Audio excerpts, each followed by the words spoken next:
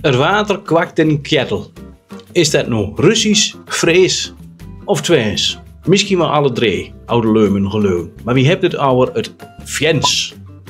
Het Fjens, Friese Veens, dat wordt wel eens genoemd als een totaal apart dialect. Wat helemaal lust heeft van alles wat ermee ligt. Ik had net al, het water kwakt in een ketel. In kwakt en ketel, daar hoor je wat apart zien. De grammatica is hetzelfde als Twents en Sallands. De woorden zijn dezelfde uitdrukkingen hebben ze. Alleen door ze mangs een beetje een aparte wa en ja. Nou is nog wat andere dingen zoals nijd en groen. Vuur, niet en groen. Nou zitten wat leuk dit meent. Dat komt ervan dat ze vroeger vanuit Friesland hierin zitten komen. Want daarom heet het ook Friesenveen. Nou, ik durf dat te betwijfelen, want als je het in plat bekijkt, dan heet het geen Freeske vennen, maar vrezenvennen. Dat is van bevrezen. Dat te nat is en dat zwinters koud wordt, dan wordt het te hard. Dus het bevroren vennen. En het verklaart ook niet waarom of ze dan niet gewoon helemaal vrees kuiert. Het kan ook zijn dat er inderdaad lui vanuit Noord-Holland hierin zitten haalt om hier het vennen te ontginnen. Want in Noord-Holland hebben ze een strekken dit West-Friesland heet. Eigenlijk zullen ze dat gewoon eens genetisch moeten nakijken. Maar dan zit er een andere lui die denkt van ja, wie heeft vroeger handelen gedreven met lui in Rusland. Er zitten verschillende lui vanuit Vienne, de Rusluien. In Novgorod, meen ik, en in Sint-Petersburg gewoon handelen. Daarom omdat ze daar in het Russisch deden, verschillende Russische klanken in het Viens terecht te werden komen.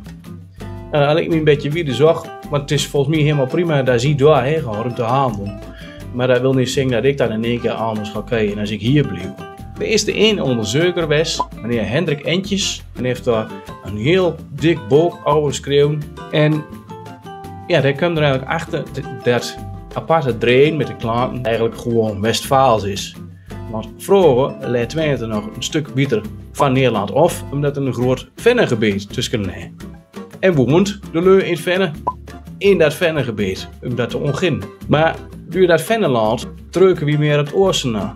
Dus gingen we op de Münsterse manier kuien. En dat Münsters lustert, dan zit daar ook een oor en een eer in. De leiders vind ik al sinds 1962 bis 2000. Dan heb ze meer roetsmeten.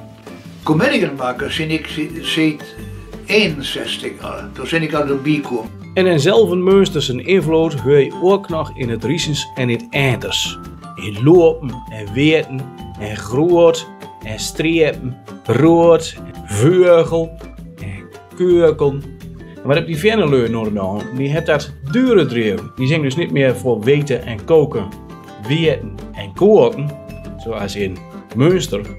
Angela is aan sturken, kurken. Maar die zingt weten en kwakken.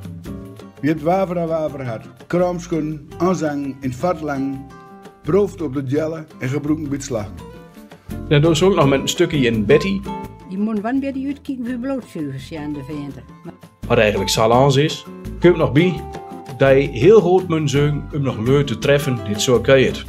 Want de meeste lui deed nog plat kuiert in Vienne, die kuiert plat alsof het een soort Salans is.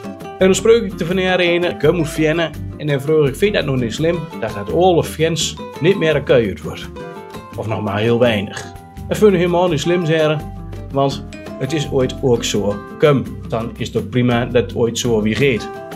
En dat vind ik een hele mooie wijze voor iedereen in dit mens, dat je altijd maar ouderwets plat moet kuien, persoonlijk plat te kuien.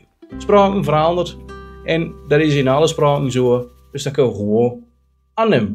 Weer uit de dag, om nog eens wat zo'n leren van de Viennekloten.